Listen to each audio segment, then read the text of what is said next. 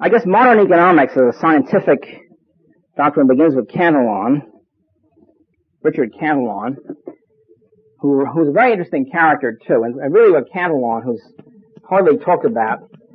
But to put in a plug for myself, the Journal of Libertarian Studies, the current issue, now out, is an old Cantillon issue. About the most stuff that's ever been written on Cantillon. It came out of a conference on Cantillon several years ago. So Cantillon has essentially the praxeological methodology. He's got the methodology of abstract reasoning. He starts off with a world of one landlord. In other words, one landlord owns the whole country. Not so far off, because the French situation was you had landlords and you had farmers. So landlords, absentee landlords, have gotten the land through conquest. And they would lease the land of farmers, and then you had other people. So you start off with one land, what happens with him, and you bring in more people, sort of like Crusoe economics. It's an excellent methodological presentation. His theory of utility, a value is essentially utility theory. He's also the first person to really talk about entrepreneur. The entrepreneur is uncertainty, bearing uncertainty, brings an entrepreneur into economic thought. The theory of money is magnificent. He had the whole Hume theory except as a process analysis. Like I use that evil word. And it was not equilibrium. In other words, it was equilibrium, but it was the process toward equilibrium. So you have, in British classical economics, of course, you have different equilibrium states. You have this state and that state. You leap somehow magically from one to the other. You talk only about the equilibrium state. With Cantillon, you talk about the process toward the new equilibrium. For example, so when Cantillon talks about what happens when the money supply increases in a country, he talks about how it's very Misesian, so to speak, pre-Misesian. It's well, the first people get it, they get the new money, they spend more, prices go up as they spend it, and their goods that they buy, then it percolates to other people, you have sort of a rippling out effect, and each group gets it until finally you have if you double the money supply, finally you wind up with prices more or less double, but not completely, because you have a different equilibrium now. You have different wealth effects, etc. And it's a very sophisticated, excellent analysis of international, like so-called Hume species flow analysis, except Cantillon is much better than Hume. Hume was writing about the same time, a little bit later. Actually, no, this is, say, 1730s, and Hume wrote in 1750s. Hume might probably read it, and all these guys knew each other. The British knew the French stuff.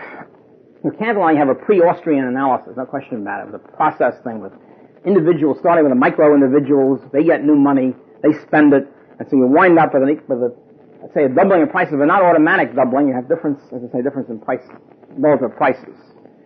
On the other hand, Hume, who was a Scotsman, part of the British tradition, was a brilliant writer. I have to concede with Hume. He was one of the few people in history of thought who was a great writer, although a confused thinker. Usually confusion and good writing, good writing and clarity of thought come together. Confusion and bad writing come together. In case of Hume, his writing was better than his theories, so to speak.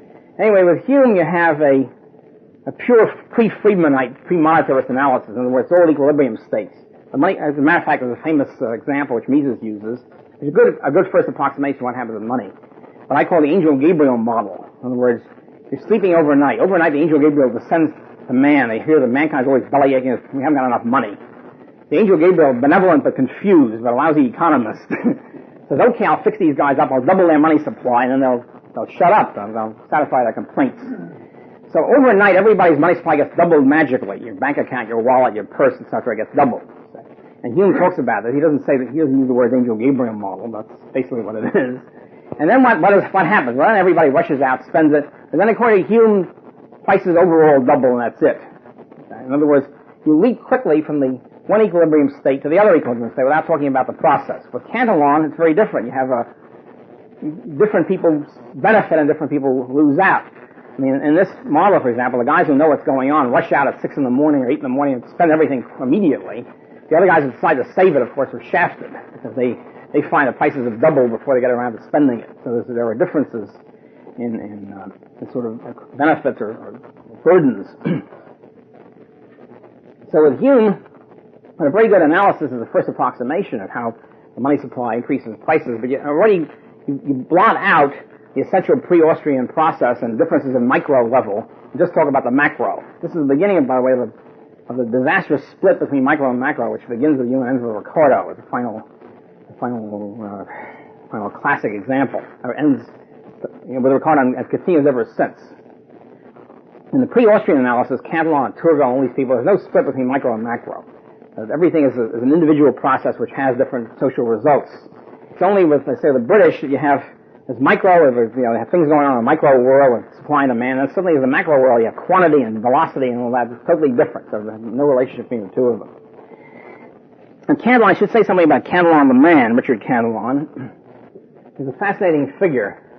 One of the reasons why he's so good about money is he was a great monetary practitioner. He was an Irish Catholic banker who moved to the Jacobite court in France where the Stuart pretender was located, and he became the banker. His cousins were all, it was very confusing because his cousins were all named Richard, and his uncles were named Richard. About 8 Richard Cantillons, and it was easy to get confused. There's one great Cantillon expert, Antoine Murphy, University of Dublin, who was the great big expert on the Cantillon family. He worked the whole thing out, genealogical map.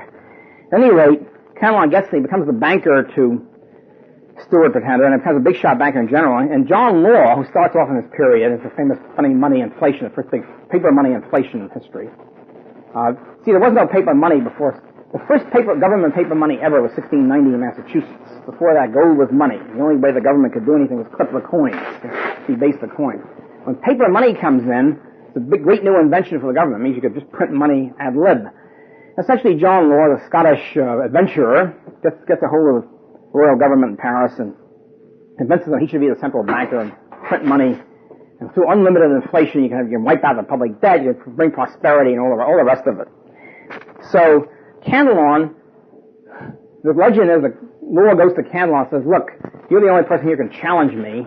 Either join, he says, no, I'll give you 24 hours to get out, or else I'll throw you in the Bastille. Cantillon says, no, it's better for us to join forces. I'll become a Lawyan. So he and Law and some other guy named Beau Gage become the 3-man triad running this whole system. Except that Cantillon knew the whole system was going to collapse. And what Cantillon did was he loaned a lot of money to these guys at very high interest rates, cashed it in, sold the collateral, and then skipped the country just before the great collapse of the Mississippi bubble.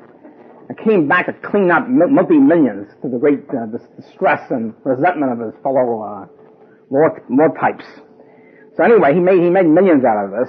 He wrote his book as sort of a reflective response to this experience. The book was very influential, even, as I say, when it was still unpublished, and when in the early 30s, and it became published, printed in 1755 after he died, and was read by everybody in France, all the Laissez-Faire people, all the intellectuals, etc., etc. It was extremely influential. One of the things about Cantillon was he had mansions in every city in Europe, and probably the only economist in history of thought was murdered. I can't think of anybody else except, Solon victim or something like that. He was murdered, presumably by his disappointed servant, skipped town with his jewels or something. At any rate, but Antoine Murphy told me privately, he refuses to publish it because he said he hadn't got enough data on it yet. That's a marvelous story. He claims that Cantillon really didn't die there. He was heavily in debt. He skipped town himself and went to Borneo, where his papers or whatever remained, died 20 years later. But at any rate, yes, great character, marvelous character. Now the thing is about Cantillon, he wasn't an exact pure free trader, but he was really, it matters of that. What he said, well, if we bring treasure into the kingdom, it will increase, when we spend the money, it will increase prices. So he advised the king not to spend the money. It's really great advice. In other words, all right, we get money coming in, don't spend it, sit on it. So that means we won't have inflation, we won't have this problem of deficits, balance of trade deficits, etc. Okay, after Cantillon, we had the physiocrats in the mid-18th century, who were laissez-faire people, who were quite nutty in many ways and had various deviations. The interesting thing about physiocrats, they were the first probably real sect or school of thought. We know the date at which the school of thought was founded. It was a date, one moment in July 1757, when Dr. Quesnay, the founder, the guru of this thing, met Mirabeau, Count Mirabeau, who was in those days was a Cantillonian. The Cantillon disciple immediately shifted to Quesnay. And it became a 2-man school of thought. I mean, you have to have a school of thought, you have at least 2 people. And this was it. Now the thing is, they're both very highly placed. Quesnay was a physician, distinguished physician. He became the physician of the court, first to the king's top mistress. There was, by the way, a thing that one way to influence the king and try to convert him to laissez-faire was to convert the king's top mistress. This was done by Archbishop Fenelon in the early 18th century, late 17th. And Quesnay was a physician to Madame de Pompadour, who was the king's top mistress, and then becomes influential at court. Mirabeau was influential. First of all, he'd just written a massive book called The Friend of Man. It's a multi-part work which is incomprehensible, but the thing is, it was very popular because it was written in a 17th century style. Here it is in the mid-18th century, guys writing in mid-17th century style, so it sort of charmed everybody. And it was a bestseller. So Mirabeau and Cantillon, Marquis de Mirabeau, then organized the movement, in Quesnay. They set up their own school of thought, their own journals, their own doctrine. They reviewed each other's books favorably, and so forth and so on. Also, they became sort of a cult of personality. All these guys thought that Quesnay was the top guy of all time.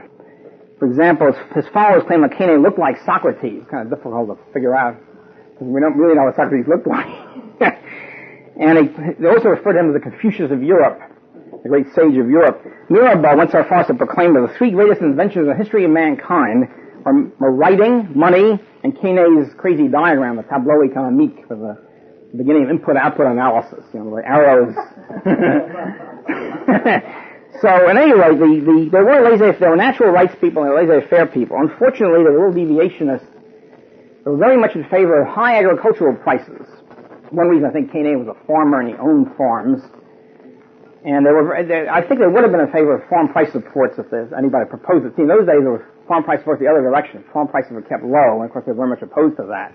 The maximum price controls on farm products. I think they would have been in favor of minimum price control that had come up. At any rate, they were laissez-faire people according to their lights. And their strategic objective, the question is, if you're a laissez-faire person, and this came up in the late 17th century too, what do you do about it? Well, obviously do you have absolute monarchy by this time in France? The thing to do is convert the king. If you convert the king, you can establish laissez-faire from the top, revolution from the top, so to speak, and that would be it. And so the strategic perspective of Fenelon and Turgot too, and the physiocrats, convert the king, he will establish laissez-faire, and that's it. Well, how do you convert the king? Well, first of all, you convert the mistress. one route. How do you convert the king? Well, you have to convince the king it's really in his interest to have a laissez-faire system. So they tended to become utilitarian in that sense. In other words, even though physiocrats were natural rights people, you tend to stress that it's for your benefit too, sire, if the kingdom is prosperous. And the thing is, I'm not sure they're right. It seems to me the king can make a good case for saying the king's self-interest is to crush his inhabitants, loot every penny, and so forth and so on. So I think you have a problem right there in a strategic perspective. And what happened indeed when Turgot, who was a friend of the physiocrats politically, although not economically, a laissez-faire person politically, Turgot was a top bureaucrat, finally gets in as finance minister in 1774. This is it. This is the key. We'll win out. And as soon as he starts instituting laissez-faire, he's kicked out, of course, by the vested interests. And so at that point, physiocracy sort of disappears. Also, Quesnay was losing interest in economics. He was not interested in economics until in his 60s. And then he got interested and he formed the cult. By his 80s, or whatever he was when he finally died, he got interested in mathematics. He claimed to have squared the circle, which of course is impossible. Anyway, he claimed to have solved the problem of squaring the circle. Firing of Turgot, I think, really did them in. Now, Turgot, I refer you to as a magnificent person. I've written a pamphlet on this thing, which is available here, I think, from Mises Institute. Turgot was magnificent. He was great. He was my really favorite character in history of thought. Considering also the fact that he spent very little time in economics. He was a busy top bureaucrat, intendant, governor. And most of his time intellectually was spent on other things, history, linguistics, sort of all-around type. Wrote and read a lot on that topic. Economic topic is only sort of good offhand. He was pressed into it when he had to tell somebody something. For example, his Reflections on Wealth, his longest book, which was about 50 pages, was written under severe time pressure. He was trying to form questions to ask two Chinese students in France about Chinese economy, or preparing them to ask about French economy, I think. And so he wrote this as sort of outline to himself, as a memorandum himself of what to, preparing questions to ask. This was a great work on wealth and capital theory, etc. So he wrote all of this stuff under severe time pressure, sort of dashed it off, and it's absolutely magnificent. He has the whole Austrian stuff in there. Not only laissez-faire, complete laissez-faire, without any of Smith's evasions, qualifications, etc., but also he's got Austrian time preference theory, he's got Austrian Bombardian capital theory, he's got money and process analysis, he's got the whole business, and done with brilliance, just sort of in passing almost, a few clauses. And I would strongly recommend any of you, all of Turgot's economic writings have been translated into English by P.T. Groenewegen, who's a Dutch Turgotian expert in New Zealand, I think. And it's called The Economics of A.R.J. Turgot. It's one of these things, a Dutch paperback costing about $60, something like that. It's insanely expensive, but it's worth it. And it's got very good notes and introductions and annotations by Groenewegen, Economics of Turgot.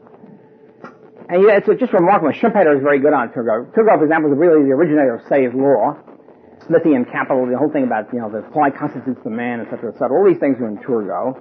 It's just fantastic. It's difficult to overestimate his importance and his brilliance in this area. He's also got the entrepreneur in there. As a matter of fact, in a sense, he's a little bit better than Cantillon because he stresses the capitalist entrepreneur as being particularly important. He's got the whole so-called Smithian capital theory and investment and all that, savings and investment theory. He says, well, the important thing is the capitalist entrepreneur. In other words, the person who commits resources and capital to an uncertain world to entrepreneurship. He's just phenomenal, and he's again extremely influential. As I say, he's got expectations. He's got the whole thing in there. He's also got, by way, law of diminishing returns, beautifully presented. Schumpeter says it was no presentation of law of diminishing returns to equal it until about 1920. It was written about 1760, 1770. All this is forgotten. This whole Turgot corpus drops out of knowledge. Again, talking about lost paradigms. Totally lost until right now, until recently, until 1960s or 70s or something. And why it's lost is an interesting story. By the way, along with Turgot, we have Condillac, the brother of Mably, was a utility theorist and philosopher, who points out very clearly, even more clearly than Turgot, that the exchange comes from double inequality of wealth, double inequality of utility. In other words, the reverse inequality of exchange I mentioned. Sets that down with absolute clarity. There's others like Galiani, who's wrote a great book on money and the age of 23 in 1751. The Abbé Galiani is another great character who's Neapolitan but loved France and spent most of his time in France as a diplomat. His book on money is super. It hasn't not been, only parts of it have been translated, unfortunately yet. By the way, Galiani was an interesting character. Erratic, witty, and erudite, and was 4.5 feet tall. Became a social lion of the Paris salons. As soon as he got to Paris, he began to sell out. In other words, as soon as he began to get witty and become a social lion, begins to become anti-laissez-faire and gives up his utility theory and becomes a favor of protection, effective tariff. Anyway, his great work was written before his Parisian experience. Also, I should say the founding of mathematical economics comes in about 1720. First misfortune on the road to mathematical economics by Bernoulli. I think it's Daniel Bernoulli, a whole bunch of Bernoullis, all of whom were French mathematicians, probability theorists, inventors of the calculus, things like that. Bernoulli arrived at the mathematical theory of the diminishing utility of money purely out of left field. In other words, he wasn't interested in economics at all, either before or since. He just arrived at this as part of his probability calculations, and he's got a whole series of fallacies, of course, wrapped up in this. The diminishing marginal utility of money had already been arrived at by a couple of the Spanish scholastics in the 16th century. What he does, of course, he immediately says, well, as du dx with the supply of money as a x and utility as u. As soon as you do that, you have about at least two major fallacies right there. One is that life is not like the calculus. There's no infinitesimally small actions in life. Everything is discrete. In other words, everything is qualitatively different, and therefore there's no infinitely small steps that we can take. It really tosses that out. Tosses out calculus right there. And the UX thing is a ratio. And since utilities we know is ordinal and not cardinal, there's no such thing as a ratio. You can't. Also, I don't know what it means to have a ratio of utility to money anyway. It doesn't make much sense. But since utility is ordinal and therefore not cardinal, you can't put it into a ratio. You can't equate it to anything either. So the whole series about fallacy piled on fallacy. He also says with no proof or no evidence whatsoever that the utility of money is an inverse proportion, declines in inverse proportion to the quantity of money. First of all, what does it mean, inverse proportion? Second of all, no evidence whatsoever. Some other mathematicians said, no, it's not inverse proportion to quantity of money, it's inverse proportion to the square root of the quantity of money, even more silly. I mean, what does this mean? What are you talking about? More or less, much less, what's the evidence for it? Just sort of hot air seems to be the only way to describe this. All he knows about utility of money is it declines. In other words, you have a stock of money, right? You have a falling demand curve, so to speak, falling utility, and it declines as each unit, the utility of each unit declines as you add more. That's it. You don't know about this. There's no ratio, there's no inverse, nothing. And then, of course, he thought it was measurable between people, even more fallacious, that somehow you can compare everybody's utility of money and sum it up and add it up and divide it. All these things are precursors of mathematical economics, which we know and love today. It's sort of like the beginning of this stuff. And what we need to say about it Okay, and speculation here is why does the knowledge of Cantillon and Turgot drop out? And the whole French utility, laissez-faire, time preference, whatever tradition, entrepreneurship. And why did people then think that Adam Smith founded economics? See, all this preceded Adam Smith. All these guys wrote before the Wealth of Nations. Cantillon wrote it the same year, Commerce and Government. Unfortunately, of course, it was forgotten on the great Smithian wave. Why does Smith, as Carter says, make waste and rubbish of 2,000 years of economic thought? And why was he allowed to get away with it? Why did nobody even say that he was doing this? For one thing, see, J.B. Say, who succeeds Turgot in the French tradition, never referred to Turgot and any of these people. He knew them. He was a disciple, basically, of Turgot and Cantillon, all these people. He was a classical liberal, laissez-faire person carrying on the battle through the French Revolution and after it. He was not just an economist, he was also a political thinker and an activist. And the question is, why did Say that Smith founded economics? Say was one of the people responsible for the myth. Why didn't he talk about the French tradition? He really disagreed with Smith on almost everything. Really, if you read the book, there's almost nothing Smithian about it. There's no cost of production theory, there's no labor theory. It's all utility and productivity and hardcore laissez-faire. I think there's two explanations. I puzzled over this for quite some time, how the Smith myth originated, why these guys, the knowledge of the French theorists got lost. They were discredited in France itself.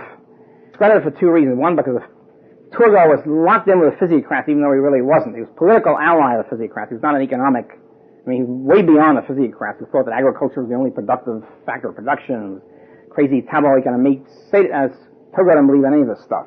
But he was linked with the physiocrats politically, and politically the physiocrats were linked up with absolute monarchy, because their strategic perspective was, in fact, they were in favor of absolute monarchy, because it's simple. You convert the king and that's it. You get laissez-faire. Why mess around with democracy and mass movements? Convert the king. And in fact, they try to convert a whole bunch of kings. There's a great story about how Catherine the Great was very interested in ideas, Western ideas, and she called these people to Russia. Mercier de la Riviere, the great French physiocrat political theorist, natural rights theorist, explain to me, Monsieur Riviere, about what this physiocracy is all about. And he says, well, madam, essentially the laws of nature govern natural rights and laws of nature. She said, what room is there for the king? Well, the king just follows the laws of nature. She says, thank you, Monsieur, it's been very enlightening. Out. I didn't want to hear this. There's no role for the king whatsoever. As a matter of fact, there's one lovable guy, I'll finish up with this, called the Margrave of Baden, who's a physiocrat convert, and he speaks, I think, to not Mercier, but some other, Mirabeau or somebody, and he says, gee, it seems to me there's no role for government at all in your system. You could all be laissez-faire, sort of anarchistic.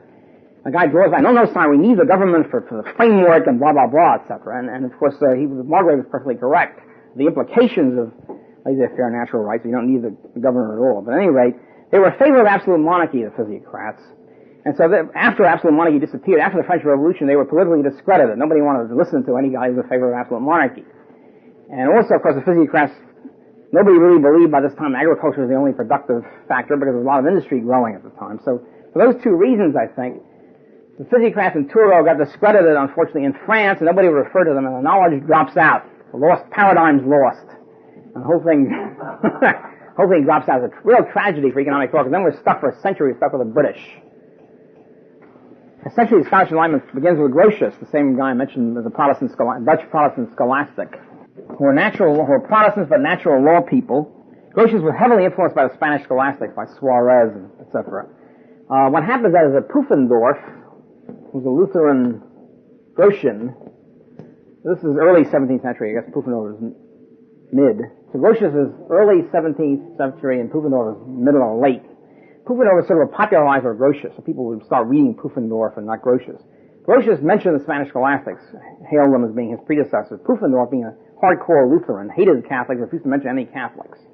As a result, the knowledge of scholastic economics drops out. Scholastic political theory drops out almost forever. Since Pufendorf didn't mention it, and Pufendorf was read by the Scottish Enlightenment people. One reason, by the way, why knowledge of scholastic economics drops out is when Latin drops out. Scholastics, of course, usually wrote in Latin. There are not too many Latinists around. And the fact that de Ruyter and Schumpeter, these people actually read Latin, is one of the reasons why they were able to bring them back. So Pufendorf brings the natural law doctrine and I wouldn't say laissez-faire, sort of semi-free market. It's very vague, but at least it's something. The first Scottish Enlightenment person, the first professor, I forget whether it's Edinburgh or Glasgow, it's one or the other, was Gershom Carmichael. He was only a professor for about 2 years before he died, but he's the professor, when they begin the professorial, before that they were readers or whatever they were, And he translates Pufendorf and writes a commentary. He's the founder of the Scottish political economic wing of the Scottish Enlightenment. And so you get Pufendorf, Carmichael, and Carmichael is the teacher of Francis Hutcheson, who in turn was the teacher of Adam Smith. We have a Carmichael-Smith-Hutcheson connection. By the way, Smith, the famous phrase talks about the never forgotten teacher of Francis Hutcheson, praises him. However, he only praises him in a private letter to the university in Edinburgh. He never talks about Hutcheson as Wealth of Nation or anyplace else. He's part of Smith's Columbus complex. He kind of originated almost everything. At any rate, these guys are really natural law people, Carmichael, Hutcheson, etc. More or less free market and natural rights, more or less. I mean, not hardcore, but sort of soft-core classical liberals, I would say.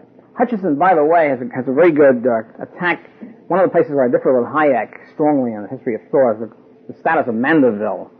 Bernard Mandeville was a Dutch physician who lived in London most of his life, who wrote a fable of the bees and other such fables, which Hayek claims originated the idea of spontaneous order and the free market, how the free market works, and so forth and so on. I disagree with that totally. I take the Weiner position, which was Hutcheson's position, which was that essentially Mandeville was not only a statist, but also his fable of the bees is really a plea for, sort of a pre-Keynesian plea for the glories of consumption. Saving is really bad, but you benefit the market and benefit society by consuming a lot. Hutcheson had a point, I think basically pointed out Hutcheson's Mandeville was only against consumption, in favor of libertinism, a libertinist rather than libertarian, so to speak. I think that's the correct interpretation. I think what Weiner points out is that Mandeville was a follow-up book called Letters from Dion or something like that. It becomes explicit, even more explicit than the Fable of the Bees. So we have now, and all these, both Carmichael and Hutcheson were essentially utility theorists, or utility scarcity theorists. Value, economic value is brought about by demand, and demand and supply, and demand is caused by utility, and diminishing utility, and scarcity. In other words, essentially the scholastic position, since they were Protestant scholastics. And if this is true, where does the labor theory of value come in? The cost theory and labor theory of value, how does it come in? It's very strange. How does it come in indeed? It's not Hutchesonian, it's not Carmichaelian or whatever. And not only that, but Smith himself, as lectures, gives the correct version. In other words, the basic, the famous paradox of value, which Smith foisted on economic thought. Paradox of value, which is quite famous, is that how come if diamonds, if bread or water, whichever you want to use, is necessary to life, bread is good, the staff of life, or water is good, how come it's very cheap on the market, whereas diamonds, which are a frippery and a luxury, how come they're so expensive?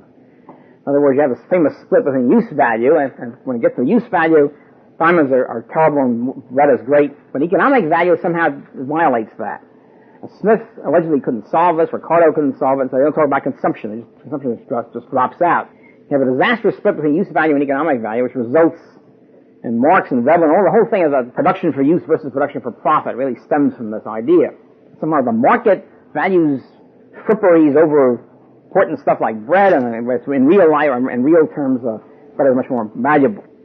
So the usual story is that Smith enunciated this paradox of value, and then the Austrians finally solved it. It's not really true that Hutcheson had solved it, Scholastic had solved it. There's no problem. They realized what the problem was. That diamonds are very scarce.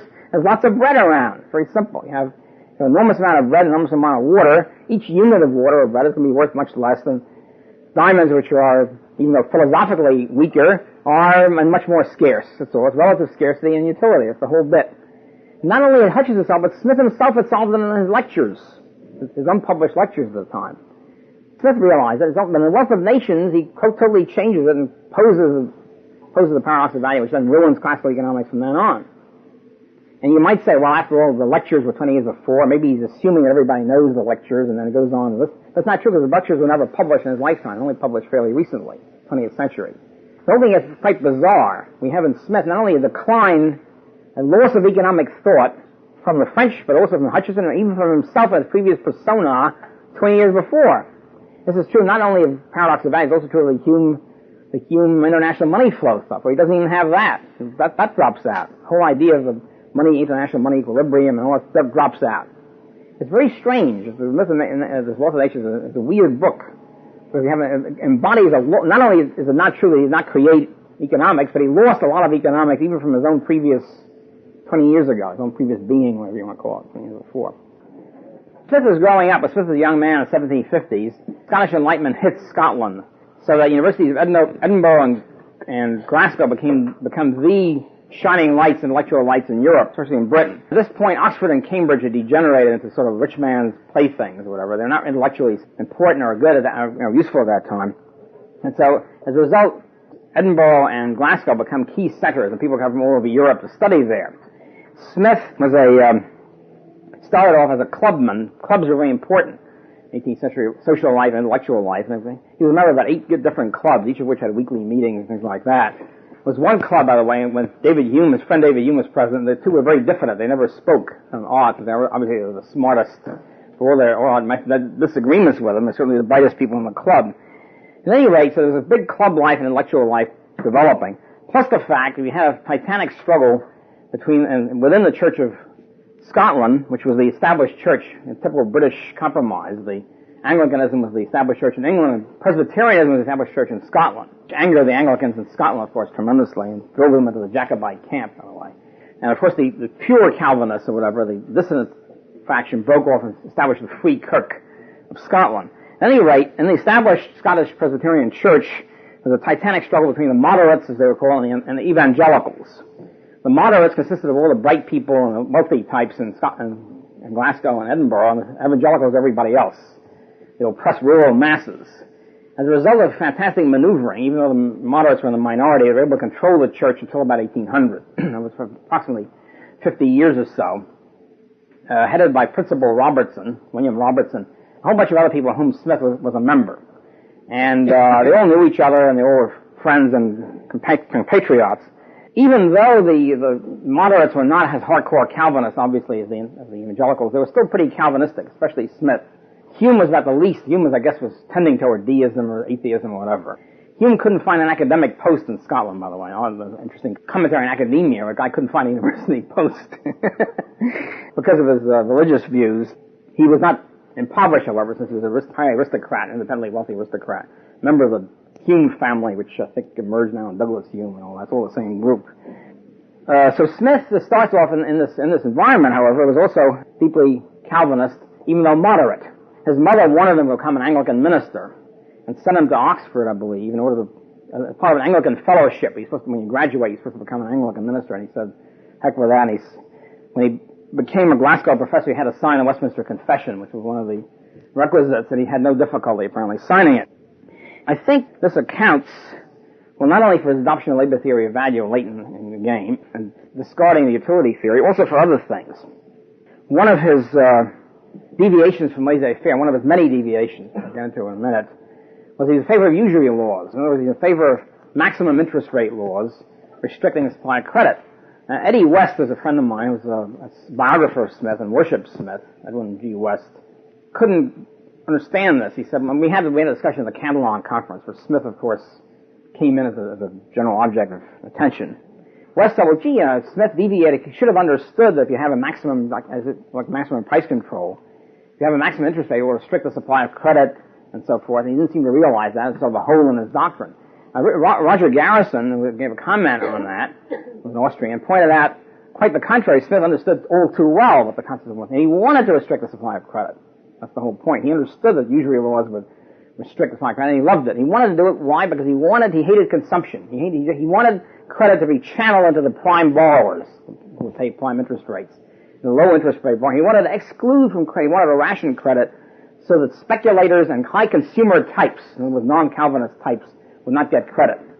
He wanted to channel credit away from dissolute types, okay? And was quite conscious on his part, and I think it's absolutely correct. Even when he gets to the diamond water or diamond bread paradox, the way he talks about it is kind of interesting. He doesn't say that diamonds are a luxury and therefore of lesser value. He says diamonds are of no value. No value. And he's a constant thing with Smith, is an attack on consumption and an attack on immaterial consumption. And one of the reasons I think why he adopts the idea that some labor is productive, labor which embodies material objects, and other labor which is unproductive, in other words, services. He wasn't so much interested in material objects. He was interested in capital. He wanted capital investment.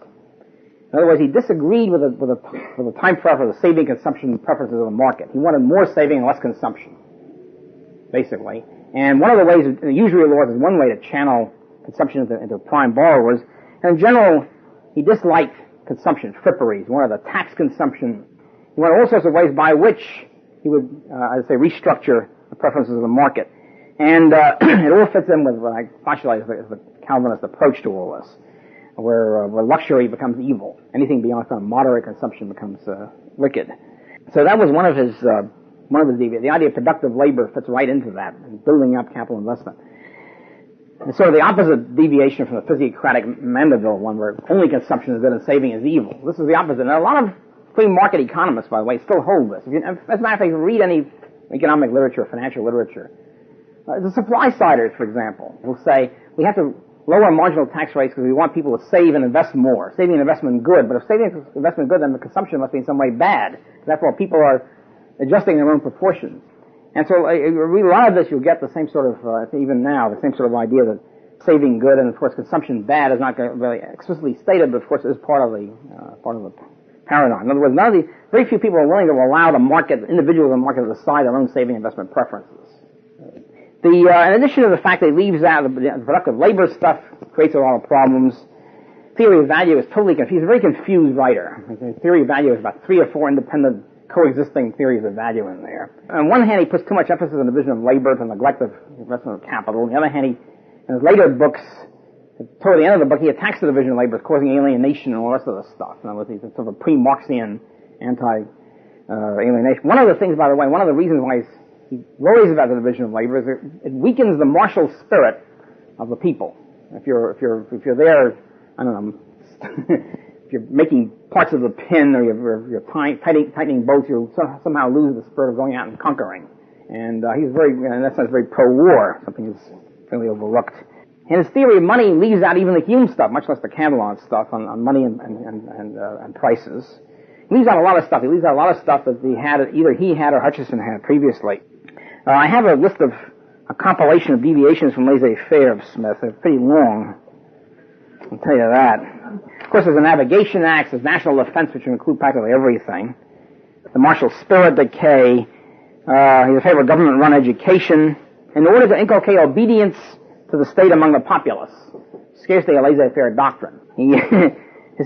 Quoting from Smith, an instructed and intelligent people, besides, are always more decent and orderly than an ignorant and stupid one. They feel themselves more respectable and more likely to obtain the respect of their lawful superiors, says Smith, and they are therefore more disposed to respect those superiors. They are less apt to be misled in any wanton or unnecessary opposition to the measures of government. That's why he's in favor of government-run education. It's kind of a status, let's face it. There's nonsense about him being a laissez-faire person. He's in favor of regulating bank paper, allowing fractional reserve banking, which most of his predecessors were against, by the way, including Hume. Hume was a hardcore 100% gold person. He thought old banking, fractional reserve banking was fraud. Most of his friends and his predecessors did. It was only Smith who started bringing in bank credit. He's in favor of public works, including highways, bridges, and harbors. On the rationale that private enterprise would, quote, would not have the incentive, unquote, to maintain them properly, a rather odd position to take. And a particularly lengthy list of taxes which he advocated, each of which interfered in the free market. For example, he's sort of a pre-Georgist, as Ricardo was definitely a pre-Georgist. See, all these guys, including Smith, believe that the landlord had no function. And the farmers had a function, but landlords, just ownership of land was functionless, and therefore can be taxed. It's a tax on rent, the whole smearing of rent, the whole vicious smear of rent, which really starts with Smith, and of course Ricardo maximizes it. But they didn't understand, for example, that landlords perform a very important function, namely allocating scarce land. I mean, it's an extremely important function, which they didn't think in terms of allocation. He also favored taxes on import of foreign manufacturers, moderate taxes on the export of raw wool. A lot of, even within the free trade thing, he had a lot of deviations on that. And heavy taxes on luxurious consumption, as I mentioned. Taxes on luxury carriages. Specifically, to quote, tax the indolence and vanity of the rich, unquote. Once again, the Calvinist thrust. It also has a puritanical hostility to liquor, which even though he's not a post-millennialist, but the anti-liquor thing was already there.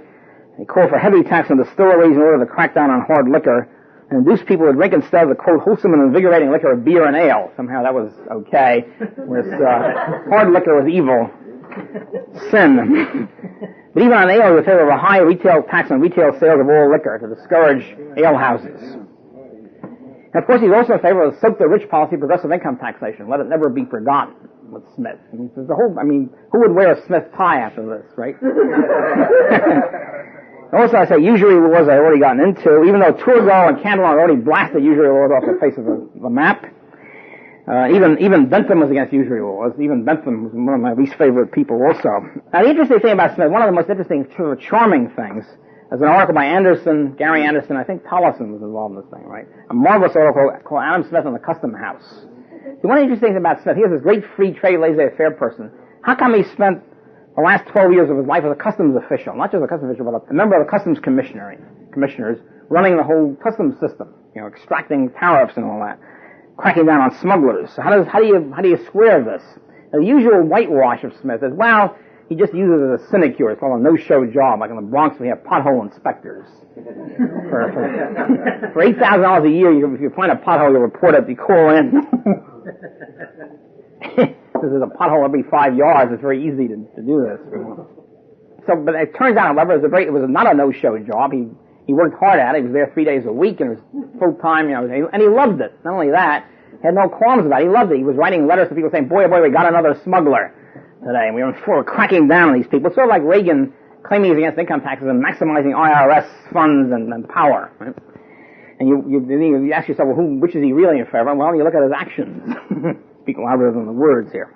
Some people claim, well, it's too bad that Smith didn't do any more academic work and the intellectual work of the wealth of the nation. But he said, no, he loved this. He could have gotten a top academic post with almost as much money.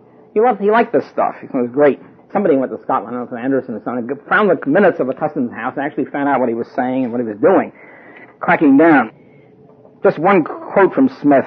He writes to a fellow customs official in December 1785, and he says, "It may perhaps give the gentleman pleasure," I mean the guy he's writing to be informed that the net revenue arising from the customs in Scotland is at least 4 times greater than it was 7 or 8 years ago when he took over.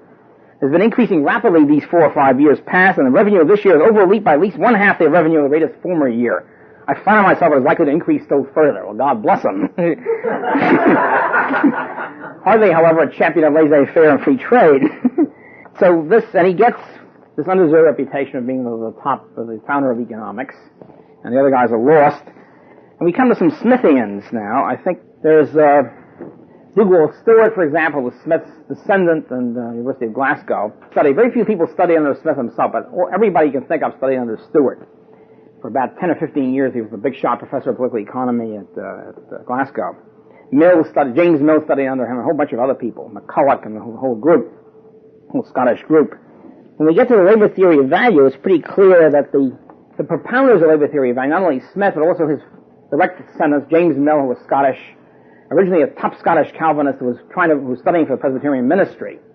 And as somebody said, when James Mill went to London, he lost his Calvinist faith. He became an atheist, but he continued the same zeal for world salvation and crushing the enemy or whatever that he had before. His cadre doctrines continued apace. As a matter of fact, there's a great quote about James Mill is that when he was a hardcore Calvinist, he hated Hume for skepticism. And when he was an atheist, he also hated Hume for the same reason. Hume was too middle-headed and skeptical, and so it wasn't hardcore enough. Kind of a charming doctrine. Okay, well, Bentham was a Smithian, started off life as a Smithian, devoted Smithian, and he wrote his only good book, I think, is Defense of Usury, in which he attacked Smith for selling out on the usury question. He wrote that in the 1790s when he was a devoted Smithian. Bentham, of course, was not the founder, but probably the big systematizer of utilitarianism, a bitter opponent of natural rights, natural law, whatever. When you have to cut through the Benthamite movement, a whole bunch of Benthamites around, you cut through, you find the core of Benthamism, which is pretty monstrous. And of course, Bentham really is the founder of modern economics, the sense of welfare economics, cost-benefit analysis. It all comes in with Bentham. These people, James Mill and John Stuart Mill, are essentially Benthamites and bring in the Benthamite, replacing whatever natural law doctrine there was. And I think it's all fallacious. I mean, the personal utilitarianism is fallacious, and certainly social utilitarianism, where you try to add up personal utilities and personal benefits and figure out what the maximum general greatest good for the greatest number is. It's obvious nonsense. You can't add them up, since all utilities are subjective and ordinal. Bentham's famous phrase, the greatest good for the greatest number, which is sort of the cornerstone of his doctrine. One of the problems with that, of course, one of the many problems is, supposing you're in the lesser number, then what? What happens then? Utilitarianism can justify almost everything. I think Benthamites would admit this. In other words, since there's no justice, no such thing as natural rights, justice, or anything else, it's all manipulating everything for alleged cost-benefit arguments. For example, take the idea, say, on punishment theory, which is an arcane part of libertarian doctrine. The Benthamites, of course, pure deterrence theorists. They don't believe in justice. It's all deterrence. Well, deterrence doesn't have to, for example, to deter. Take, for example, this sort of situation. Most people don't want to commit murder for whatever reason. They don't like it. They're against it. They're reluctant to commit murder. On the other hand, a lot of people are willing to steal an apple from the push cart or from the fruit store. Therefore, according to pure deterrence theory, punishment for murder should be very light, and punishment for apple stealing should be capital punishment, preferably in public, to make an example of the stealer. And most of us think there's something wrong with this. It's what the philosophers call counterintuitive, or it was nutso. Most of us have a view of justice, even if we don't have an articulated theory of it. Bentham throws that all out. Benthamites also in favor, example, of punishing the innocent. Execute the innocent, provided the public doesn't know they're innocent. The public thinks they're guilty, it's good enough, right? Why not? And no moral principles and whatever. What I want to talk about with Bentham is the panopticon, which is the key to his thought, which Benthamites don't like to talk about.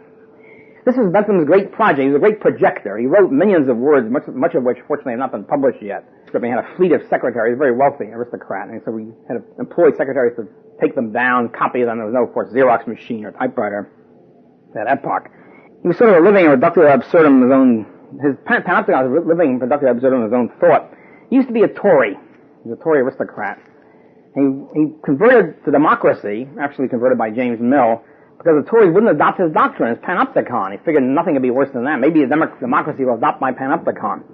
Panopticon was a theory which Benthamite apologists claim only applied to prisons. It did not apply only to prisons. There's an excellent, very amusing article. There's a lot of good stuff. Douglas Long has a book called Bentham and Liberty, a very good scholarly work.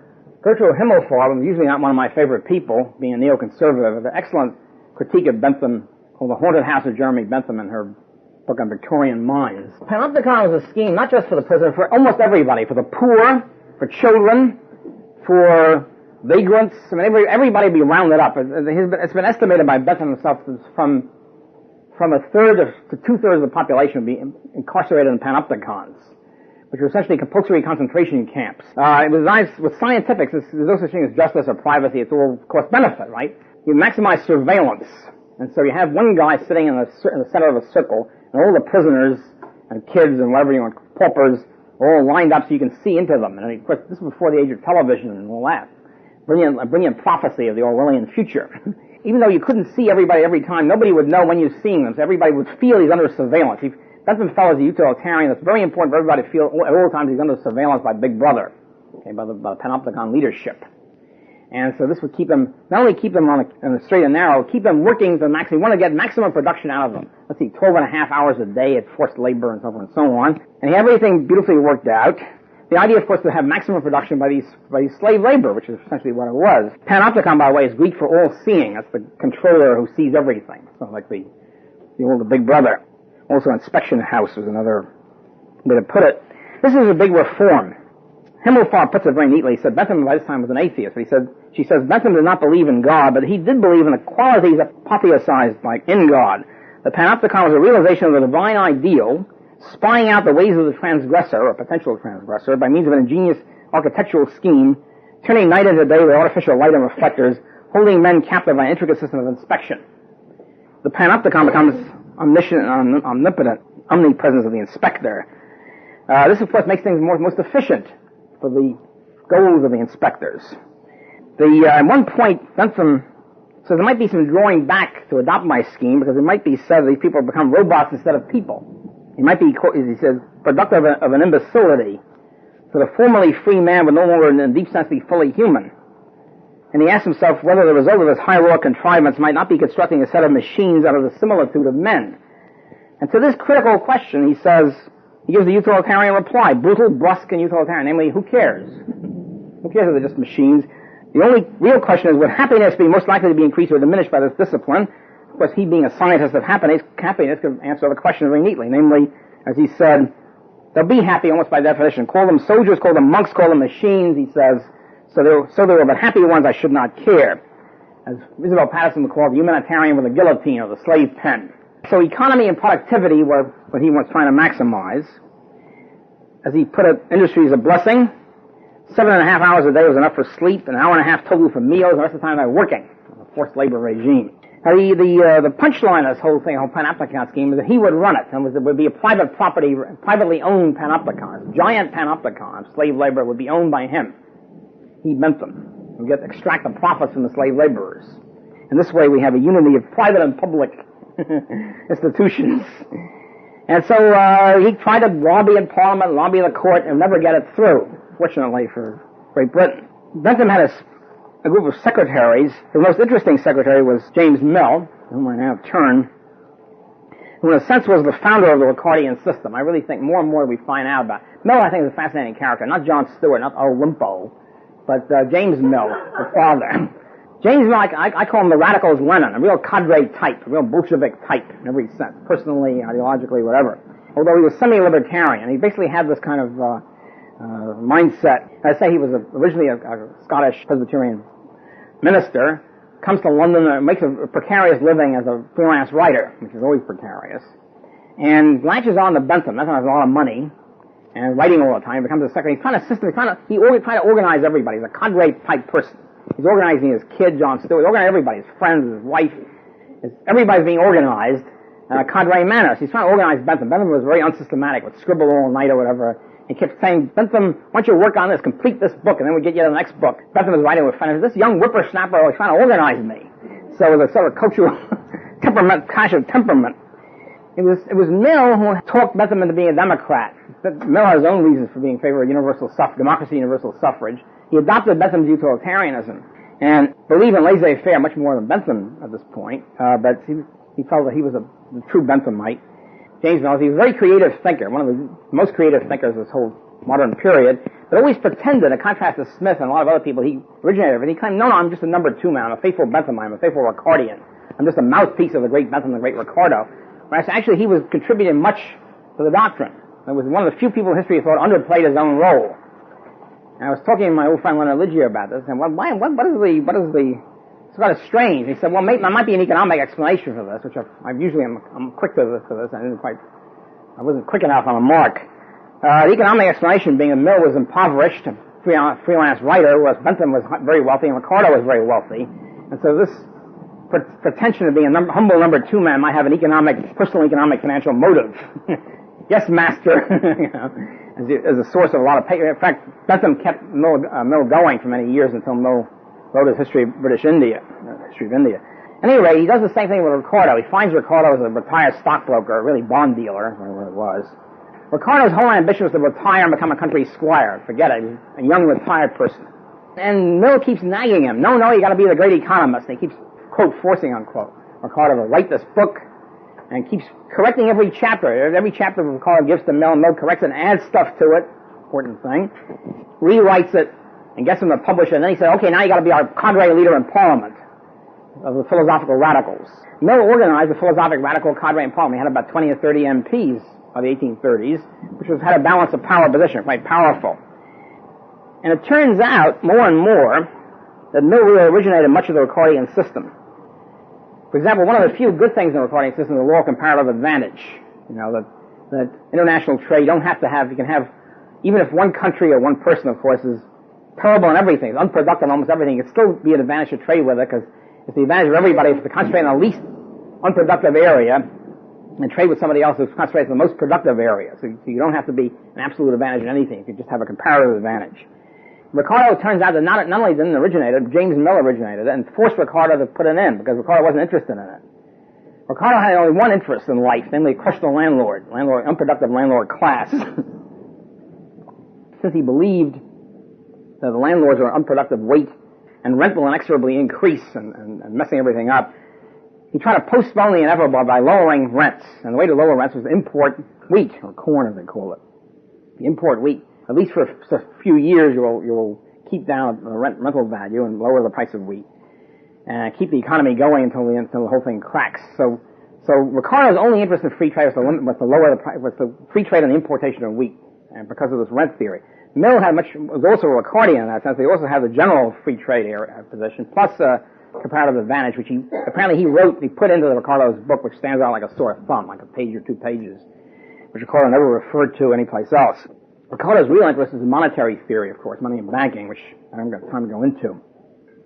And the rest of it Might well have been. We don't know really how much Mill has contributed. Mill had endless correspondence, endless walks with Ricardo, giving him the line, and we don't really know how much the stuff was James Mill. And Ricardo said, well, James Mill changed my life and all that sort of stuff. James Mill was a fantastic, very charismatic figure. Changed everybody's life was around him and so forth and so on, and so much of it might be the Millian system. An interesting thing about Mill, which is the fact he was the inventor, one of the inventors of libertarian class analysis, class conflict theory, before the Saint-Simonians.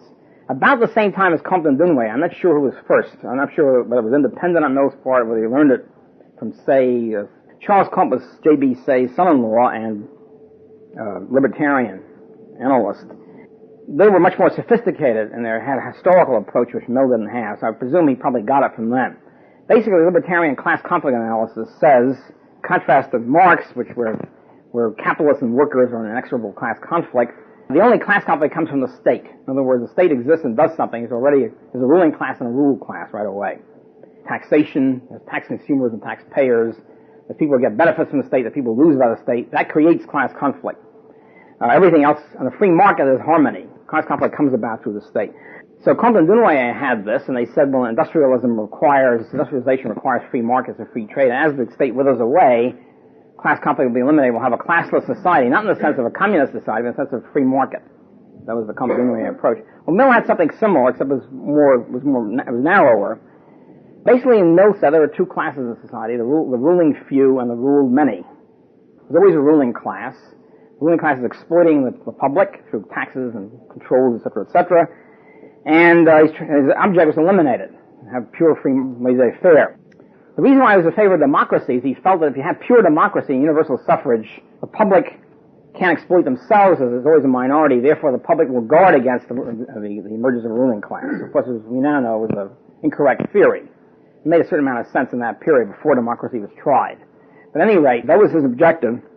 He convinces Bentham to go along. Convinces Bentham that it was Bentham's idea, which it really wasn't. And then he starts cadre activity in that direction for pure democracy and laissez-faire. He thought democracy was more important than laissez-faire because democracy is the key thing. If you have universal suffrage, then laissez-faire would flow from it inexorably. He then arranged his followers on a cadre basis, using, for example, organized deception. There's some very good books, Joseph Hamburger, very good books on James Mill. One is called John Stuart Mill and the Intellectuals, which is really about James Mill mostly. The other is called The Art of James Mill and the Art of Revolution. What he shows was James Mill, James Mill wrote books and journal articles all the time. He wrote books on practically everything. He wrote a book on logic, a book on psychology, a book on utilitarianism and economics, books on everything, plus journal articles, plus organizing his friend's kid and wife, and plus organizing the cadre in Parliament. I mean, I don't know how the hell he did it. It was unbelievable. He also organized the Reform campaign of 1832, the Reform Bill, for open suffrage to the middle class in England, which to him was a way station on the road to universal suffrage. He really pushed it through by an organized campaign of cadre deceit. In other words, he got control of most of the press by various means, most of the top newspapers. He got them to lie about the idea there was a revolution out there. If you don't pass the Reform Bill, the masses will vote. It was pure fiction. There was no revolution or nothing. He got the Whig government. He scared the Whig government into thinking there was going to be a revolution if they didn't pass the bill. He also worked out a theory about why lying is good. First of all, some people don't deserve the truth. And secondly, that, especially politically, they don't necessarily deserve the truth, and this is lying in a higher utilitarian good. Anyway, he did this and was successful. It was only discovered really about 10 years later when his aide-de-camp, his chief aide, John Rothbard, wrote a history of the Reform Bill and how it was put through. And the whole cadre were devoted to Mill. They figured he's the guy, and they take orders from him at all times, etc., etc. And the reason why he brainwashed his kid, and it's something very, of course, famous thing, where John Stuart Mill gets brainwashed, learns Latin at the age of 2 days, or whatever it was. The reason he didn't do it just for the hell of it. He didn't do it in order to try out his theories of education on his kid. He did it because the kid was supposed to be his successor as cadre leader. The kid had a world historical responsibility to carry forth leadership of the cadre. He wasn't just an ordinary kid. That was his basis of it. Of course, he flopped. I mean, John Stuart was a cadre leader until the old man died.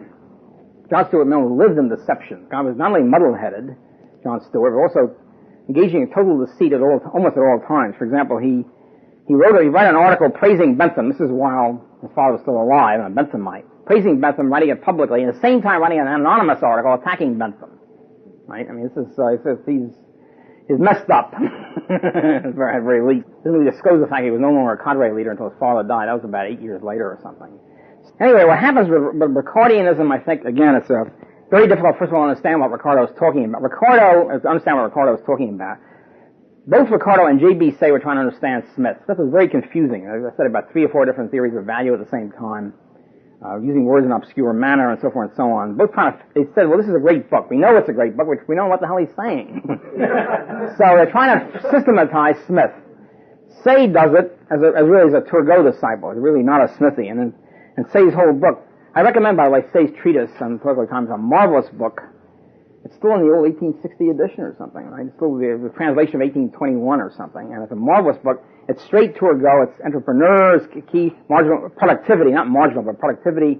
Explanation of factor prices is there. Utility theory is there. Entrepreneurs are there very heavily. The whole thing is a Turgotian book. It's not a Smithian, even though he says Smith is the greatest. The only thing Smithian is what Smith picked up from Turgot, namely saving and Say's law, which is essentially the old Turgot thing. That saving is okay because it results in investment. There's no problem about overproduction and all that. It's really a Turgot law, which Smith gets, and then Say gets from Smith or Turgot. And Smith is also the classical liberal libertarian leader of the movement, in addition to being an economist of note. In addition to that, Say was very hardcore on banking. He was 100% banking gold theorist. And all the people, Compton, Dunois, and Bastel, all these people are essentially Say in the same movement. They're all disciples, descendants of J.B. Say. It's a marvelous book, great stuff. The only thing bad about it is he thinks that he says that Smith originated all that. I can't believe he really meant it. Meantime, Ricardo is writing what I can only call verbal mathematics. The only thing worse than mathematics is verbal mathematics. In other words, with a style, you're writing mathematical equations in linguistic form. So the whole thing becomes, it's an equilibrium analysis, which is where you're trying to set some things constant, other things variable, but putting it in words, and which makes it almost incomprehensible. Of course, the theory of rent not only says that landlords are unproductive, it also says that rent is not really a part of cost because rent is differential. I mean, the differential rent that the poorest land is earns zero rent, and therefore any rent is really just a differential. It's not really earned, so to speak. Of course, you could say the same thing about wages. Wages are not a part of cost because anything above unskilled labor then becomes a differential which can be taxed away, or whatever. Ricardo leads directly, not himself, but his followers. Henry George is a straight Ricardian. Marx is a Ricardian labor theory of value, which Ricardo lifted from Smith. In other words, Ricardo systematized Smith by taking the worst stuff in Smith and making a system out of it.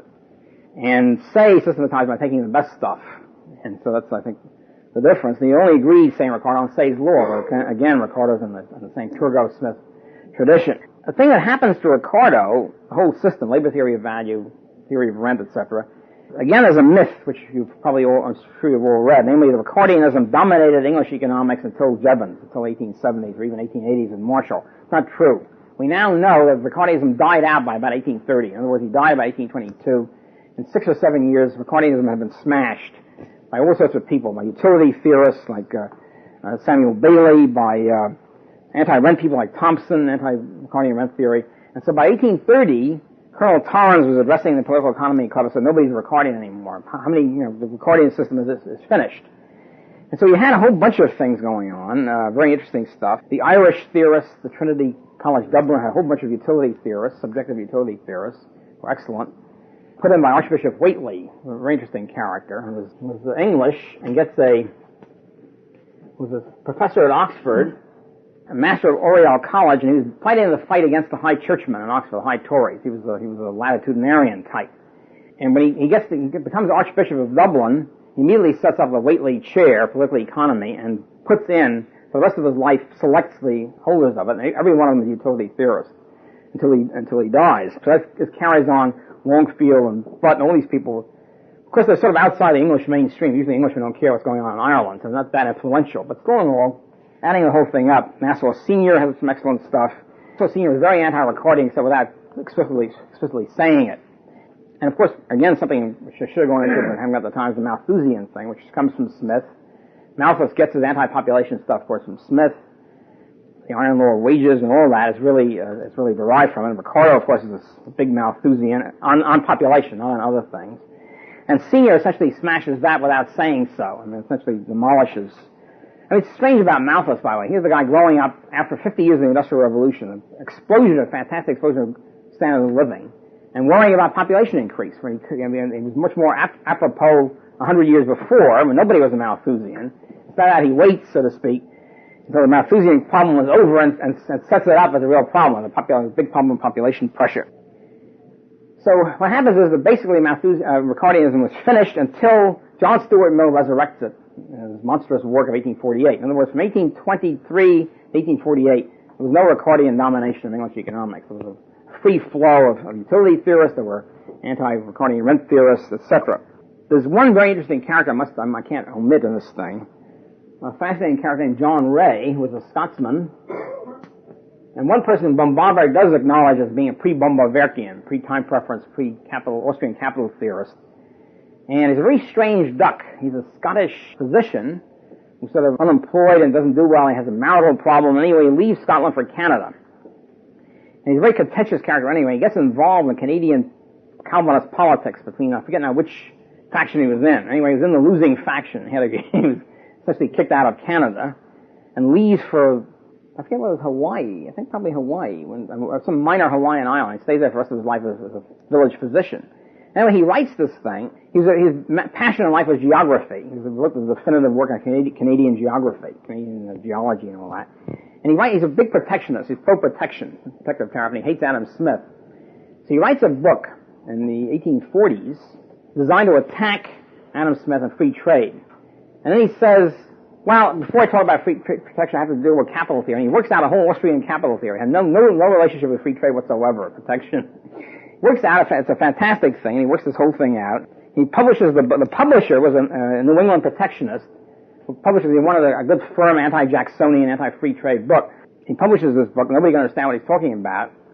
And he says, gee, this says nothing about protection really, it's worthless, and so nobody reads it. And the guy disappears, goes to Hawaii or something, and anyway, John Stuart Mill read it, because he read almost everything anyway, and somebody showed it to him, and he reads it, gee, this is a good book, and he praises John Ray's book for the wrong reasons. He doesn't understand it too well. He doesn't get the pre-Bombardier stuff at all.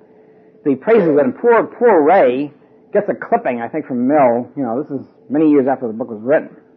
He said, gee, so thank you, Mr. Mill, because the only person who ever talked about my book, like it. It's kind of pathetic. The poor guy's writing as a Hawaii village physician.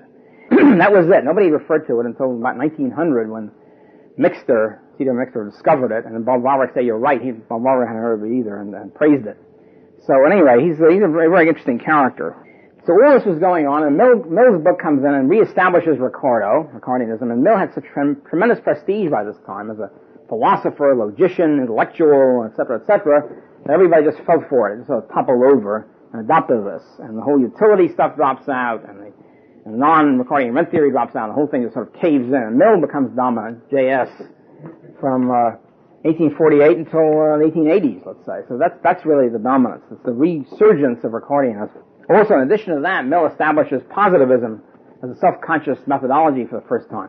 The previous classical economists say was explicitly what we call now a praxeologist. He's deductive. You start with self-evident axioms and deduce economic theory. Senior was definitely a self-conscious praxeologist. And Mill says, no, Mill starts with the idea of false assumption, the pre-Friedmanite view. You have to have false assumptions which you then deduce and test and all that sort of stuff. It really begins with Mill. And Mill having great prestige, which the others, of course, didn't have, essentially wins out. And of course, with Alfred Marshall, that's sort of the same thing with marginal utility theory. Marginal utility theory comes in the 1870s, Jevon in England, and Walras in Switzerland, and Menger in Austria. Marshall's function in life was to bury marginal utility theory with faint praise. In other words, to reestablish Ricardo and Mill. That was his whole goal in life, and he unfortunately succeeded in Britain. When I went to college, I read Marshall's Principles of Economics straight through. That was our seminar. We had a seminar, and we did read Marshall's Principles. It was great, much better than reading, Keynes or something. That was what we did. First of all, if you read Marshall, you see evangelicalism. You see the pietism shining through. Constantly making pietist moral arguments throughout, in the midst of talking about the representative firm and all that.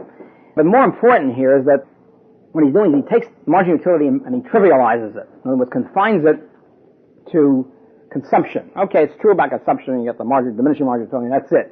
It's true they solve the value paradox. And from then on, he talks about production. He talks about cost. And cost is the key thing. And so the real essence of the utility theory drops out. And since when I was going to graduate school or college in the 40s, The general view was that Marshall had integrated anything of value in the Austrians. That was it. It's all in Marshall. Any good stuff is in Marshall. The rest of the stuff doesn't have to be read.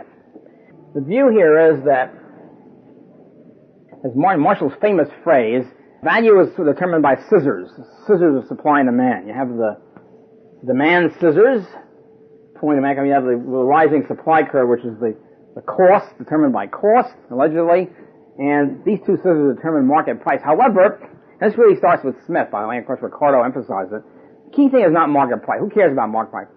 Key thing is long-run normal pricing, and with equilibrium prices, which you never get at anyway. That's much more important. And long-run normal, Marshall claimed, the supply blade or the cost blade is triumphant. Demand sort of drops out, and the really important part of the scissors, the important blade, is cost. Objective cost determined by labor utility and whatever. So what he does is he brings back a sophisticated version of Ricardianism.